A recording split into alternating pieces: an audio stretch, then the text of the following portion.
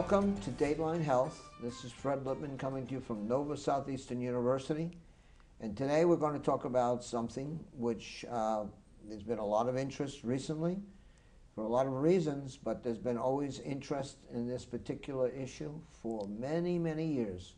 It has to do with a neurological issue called epilepsy. And most people don't even know what epilepsy is, and most people don't understand the issues related to epilepsy and the seizures. So I figured, why not bring some experts? And here we have them. We have the experts. Let me first introduce Yvonne Anton, who is the Vice President of Operations of the Epilepsy Foundation of Florida. Welcome, Yvonne. Thank you, Dr. Lippman. Good to have you back. Thank you for being here. And we know how vast your organization is, and I know you have your, I guess, administrative offices in Miami-Dade, correct? Correct. Correct, in Doral. Mm-hmm. Okay. And we have a new person here new to Holy Cross Hospital, Dr. Carolina Valdez, who is a neurologist, and she's with the Holy Cross Neuroscience Institute. Welcome, doctor. Thank you. Thank you very much. I'm glad to be here. Good to have you here. So tell me about neurology. What is a neurologist? Well, a neurologist is someone that deals with, different neurological conditions. For example, we deal with strokes. We deal with conditions such as dementia, Alzheimer's disease, Parkinson's, radiculopathy relating to the back. So basically we deal with a variety of different conditions. My specialty in itself is, of course, related to epilepsy, which is what we talk about today. But, deals with anything related to the nervous system, whether central nervous system or peripheral. Okay, so now I'm going to ask you, what is epilepsy? Epilepsy is a condition. The way I usually like to describe it to patients is that it's an electrical surge that happens in your brain that happens abnormally. Okay. Now, there's different conditions that can cause epilepsy. Epilepsy at times is idiopathic, meaning that we're not sure why you have epilepsy, and then the other causes is secondary, whether it's related to some sort of structural abnormality, which is related to, for example, if someone has a stroke, if someone has some sort of tumor, they can develop epilepsy. Other times they develop it with mesial temporal sclerosis, which is another common form, genetic. There's a variety of different reasons why you could have it. Okay, now we're going to get back to you very shortly because I want to get to the issues that are so well known to the public recently about seizures. So we're going to talk about that. But Yvonne Anton, let me talk to you because epilepsy is one of those, I guess, dysfunctional processes. Whether you call it a disease or not is really, some people don't call it a disease, some people do. But the Epilepsy Foundation has really been around for many, many, many, many years. So talk to us about the Epilepsy Foundation of Florida. The Epilepsy Foundation of Florida has been around since 1971. So we're going on our 44th anniversary. We do help people that have seizures and seizure disorders, and we treat the gamut. Everything from being able to identify when they're having a seizure, what type of seizures, making sure that their neurological care is accessible and affordable.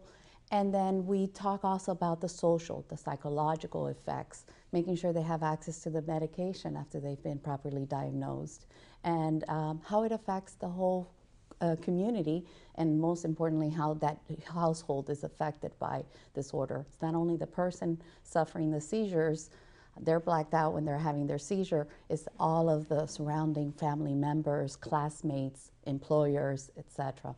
So the foundation is here to assist the whole community understands the seizure disorder and deal with it. So we educate the community, we educate teachers, police officers, doctors. We work very closely with the medical team to make sure that all of the human being affected by the disorder is addressed. When it comes to these issues of epilepsy and seizures, so I really commend you. I mean, it's really been very dramatic. It is so common. It's 2% of the population, 375,000 Floridians. All of us are affected. Most of us don't talk about it somehow. We're scared of it. The fear stops us from talking. But it's very common, like the doctor could tell you. Everybody's affected. Yeah. So, Dr. Valdez, talk to us about, you said it's like an electrical, accident or otherwise, or whatever you want to call it, in your brain. But talk about it, because there's been so much, and I know that we're not going to get deeply into the issues related to the politics of it, but certainly the public has become very, very, very aware of the issue of the control of seizures because of various venues, including the state of Florida, that have been talking about medical marijuana, and they've been talking about particularly Charlotte's Web, and they've been talking about it as an opportunity, a treatment, a palliative entity. I mean, I don't know yet where it sits. So if you want to talk a bit about it, I would appreciate it. So, so far in terms of our medical marijuana, it has been shown to show for other neurological conditions, for example, like multiple sclerosis, spasticity, gait disturbances. It has been shown.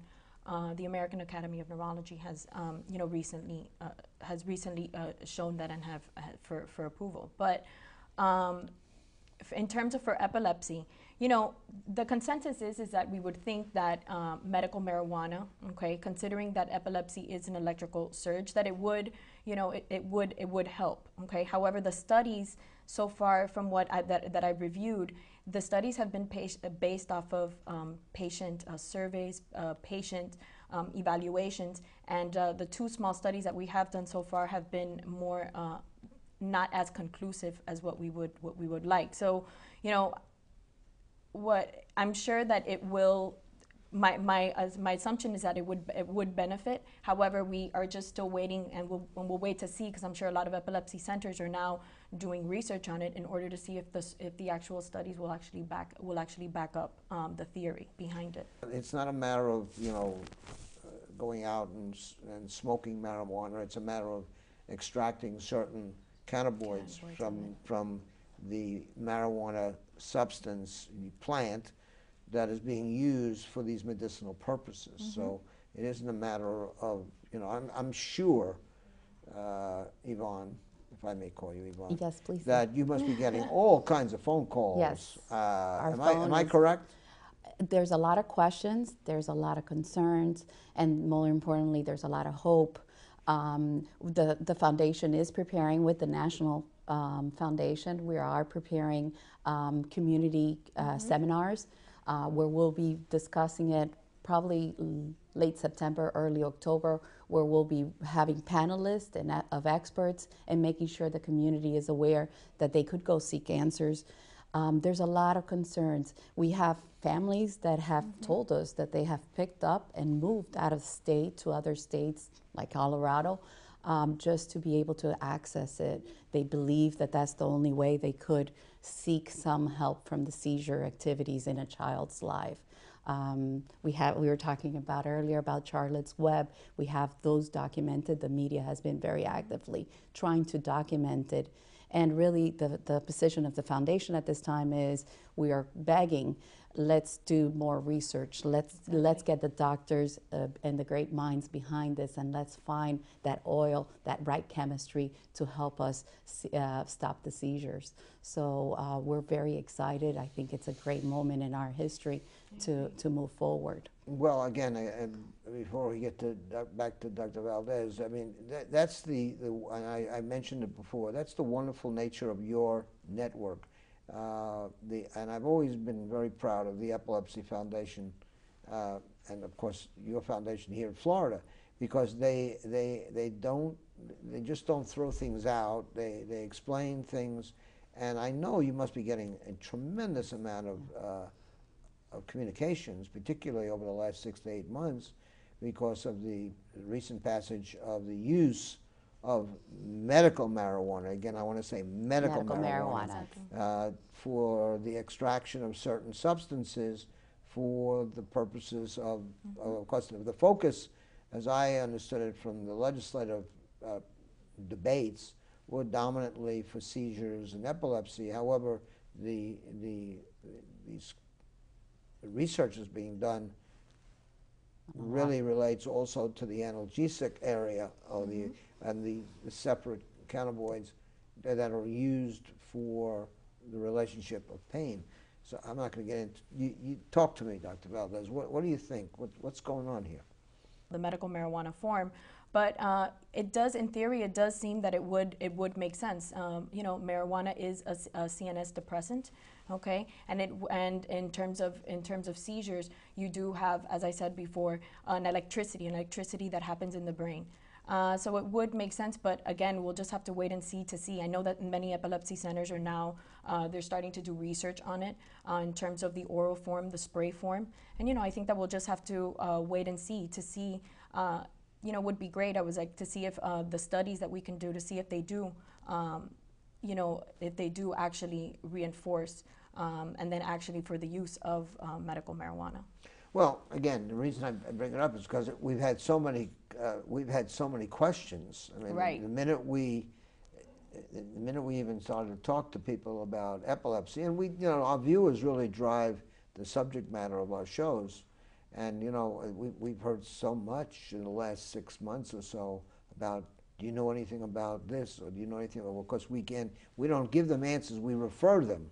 So a lot of your calls might have come from us. I would hope that you keep on sharing our 1-877 number. It is very important to the community, and if I can, Say it again. It's 1-877-553-17453.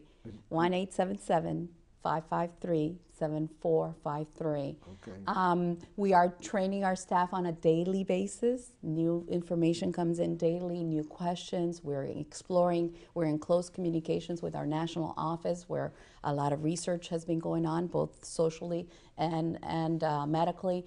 It is very important that in South Florida we start becoming very educated, and we're starting, of course, with our staff, and then, of course, answering that hotline. Many questions are coming in. Unfortunately, there's always been questions, socially questions. The doctor and I have a lot of patients in common, and we know that a lot of usage has been going on. That's not, of course, what we're discussing here, exactly. What we're going to have to address. The oils that we think are going to have great outcomes on seizures and a new therapy, there's a lot of hope. So all we're asking is the community to get very involved, get very educated, and let's make sure that they're all communicating. So I do appreciate it. And in our offices, we have experts on the field should any more information be needed. I'm not one of them, but the services need to be there, and the communication with the community needs to be there. Well, that's very important. As I always say to our viewers, you know, the most important person in healthcare are the people out here. That is true. If they don't communicate with the doctors, oh my God, yes, that is true. Then you know there's no healthcare system. That's I true. mean, you all. I mean, Dr. Valdez, you're a highly skilled, highly trained neurologic professional. They need to communicate with you their problems. You can't just go out and say, oh, is there anybody out there that needs my help? So I always really, in a sense, say to our viewers, your responsibility for healthcare starts with you communicating. And I always tell them that. And at the Epilepsy Foundation, we have a program just for that, educating people with epilepsy on what questions to ask their doctors, what information to give their doctors. And it really requires a lot of training on getting it ready, so on the time they see their doctors, they're ready to ask the right questions and leave there knowing a little bit more. Let me get back to you, Dr. Valdez, because we're focusing on epilepsy because we got Yvonne here. But you know, the multiple issues, and you use the word CNS, which means central nervous system. The multiple issues related to the impugning the integrity of the central nervous system, and the inability to use the nerves and the nerve structure and the electrical stimuli that say to this nerve to do X and Y, is what your expertise is in. So let's talk a bit about beyond just epilepsy. Let's talk about seizures. Just because someone has a seizure, it doesn't mean that they have epilepsy. Okay, epilepsy and seizures are not necessarily interrelated, the same thing.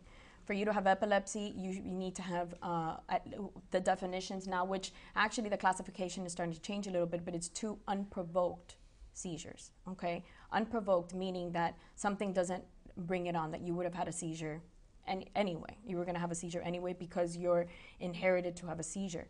Now, you can have a seizure relating to, for example, if your glucose is too low. If your glucose is too low, you'll have a seizure.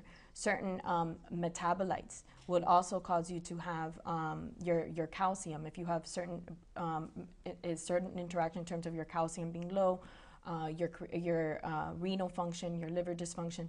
So there's many different things that can provoke you to have a seizure. In and itself, anesthesia, certain medications. Okay, so just because you have a seizure, it doesn't necessarily mean that you would have epilepsy. And that's why we mean that it's very important that when you have seizures for you to go see a neurologist in order for them to be able to kind of fine-tune that and determine what was the cause of it, whether you are at risk for epilepsy, whether you do have epilepsy, or whether you have a provoked seizure. I hope I'm answering your question. You're right, smack on target, because the viewers sure. are going to ask that they in their commentary they ask just that question. They ask, are all seizures epileptic seizures? No. And you just answered it. And the funny thing is that I'm sorry to even don't ever be sorry about anything. But and actually a lot of times people think that they're actually having seizures, and they're not seizures, and they're actually something else. That's why it's very important. A lot of times we bring in these patients into our epilepsy monitoring unit at Holy Cross. Mm-hmm. And the reason why we do it is to first see if they actually even have epilepsy. A lot of times they might be something cardiac, okay, or it might be even some sort of sleep disturbance, okay, or something of that nature, and they don't actually have epilepsy, and instead they have some other condition. Just because you have a seizure doesn't mean that you have epilepsy. Well, again, and I'm not, you're the doctor here, I'm just asking questions, because there are many, many metabolic induced seizures. Mm-hmm. And you mentioned one of them, calcium, et cetera. There are, in athletics, many mm-hmm. times these things happen. Loss of potassium, sodium, the whole situation. A high fever. High fever. There are so many issues. Go ahead. Keep on. Even syncope, passing out. Sometimes you can cardiac relief is syncope is fainting. Yes. Uh-huh. Yes. I'm sorry. Yes, right. fainting. I want, the viewers, they don't always know these words. So syncope is fainting. And and thank you for clarifying that. Right. Go ahead. That in itself, you'd be surprised of how much, in syncope, you could have a couple of generalized shaking movements that are associated with it that people think are related to a seizure. Oh, I'm having a seizure. When in fact, what they are is that they're having an actual syncopal episode as well. And the other thing, doctor, maybe you could explain better the difference between a partial and a full seizure. So you have different types. You have focal seizures. Okay, focal seizures means that, for example, you could have a shaking of an arm. Okay, either your left arm, your right leg, your leg. That's associated with a focal seizure versus or sensory difficulties, numbness or tingling in a side of the body, an impairment of awareness. Sometimes patients can feel a seizure coming on. Other times they can't. Sometimes they have a deja vu feeling, or an epigastric, or a rising sensation in their stomach. Other times that they have visual symptoms. Okay, so focal seizure is basically, it's where we think that it's coming from one aspect of the brain, and it's causing it's causing a symptom. Now, at times, a focal seizure can then generalize, and then at that point, or you could have just a generalized seizure, and at that time, that's when you would see, shaking of the body, foaming of the mouth. They might have some bite their tongue, lose their urine, things of that nature, followed by confusion. But go ahead. At the foundation, we do a lot of education, and one of my favorite because I'm not scientific, is going to the schools and educating little kids and childcare providers and teachers and nurses from the school how to first aid, etc. And how we explain it to the kindergartners, which is the only way I learned it, is it's a hiccup of the brain. Depending on where in your brain the focus is missing, then the firing comes out, and you have little Johnny who's just daydreaming, and really he's having a partial seizure. And then of course you have little Mary that might just fall on the floor and do all the descriptions that the doctor says. That one everybody kind of knows is a seizure. But you also have those partial ones, and we ask the parents and we ask the teachers, be in lookout, because a good neurologist, if we could give you there, we could have better life outcomes and better quality of life if we get it diagnosed really early. So that's what the foundation tries to do. One of the things that we hear a lot about, in fact, we did a program on sports medicine, and we're talking about hydration and the loss of metabolic substances. And in that conversation came up the issue of, syncope, shaking, etc. People characterize it as, one of the guests characterized it as a seizure. And I sort of said, well, how did one consider it a seizure? And I think you've already discussed this, but it does happen with our high heat, high humidity, and with the fact that we have so many people involved in sports activities. In fact, we have a lot of what I would call weekend warriors that are out there, much more mature individuals that get out and don't think anything about hydration, taking in certain metabolites, things of that nature, and it is characterized as seizures. And I think you've already explained it. You hear a lot of that in your, in the world of neurology. You hear it. Yeah, we do get a lot of patients that come in for passing out, and then we have to determine whether what our reasoning is, if we think they actually had a seizure or not. So we do definitely get a lot of that. A lot of times it's difficult to differentiate between the two, but a lot of times you can. For example, if they're confused for a very short period of time, that would make me lean more towards the line that it's not. Certain seizures do give you a small amount of confusion. However, it kind of little tricks that would kind of make me think more along the lines that it wasn't, a seizure. But again, sometimes it can get very confusing because they can, and you can lose your urine at times and things like that. So it does make it difficult. But I do hear it, and what I always tell the patients again is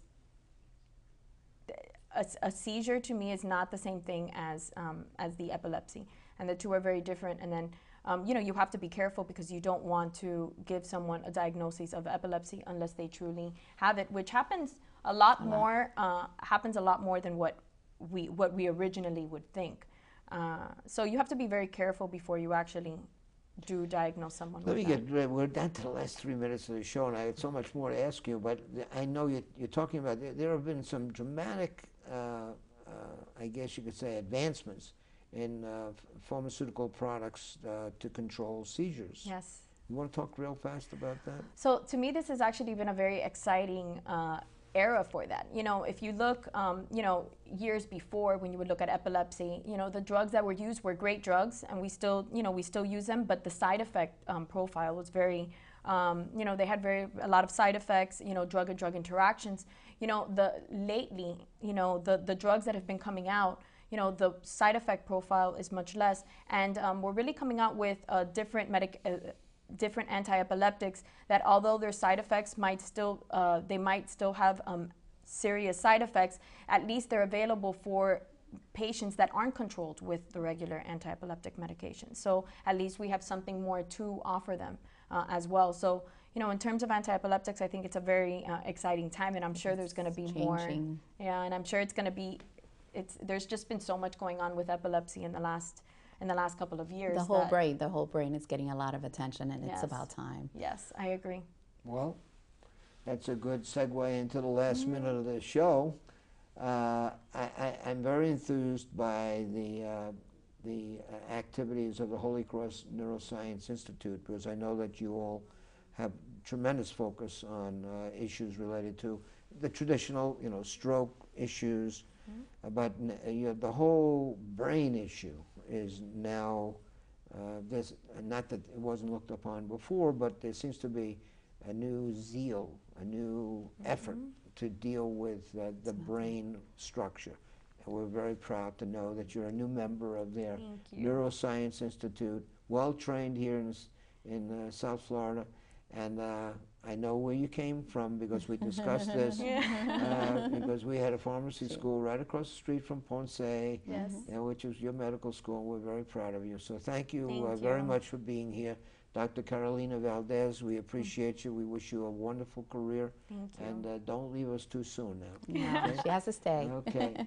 And They're a great partner to us, the Holy Cross. And Yvonne Anton, thank you very much. Again, I have great admiration for the Epilepsy Foundation, particularly because of the broad spectrum of information that you provide. Absolutely. And people ask simple little things, and you give them not simple little answers, but you make it sound simple.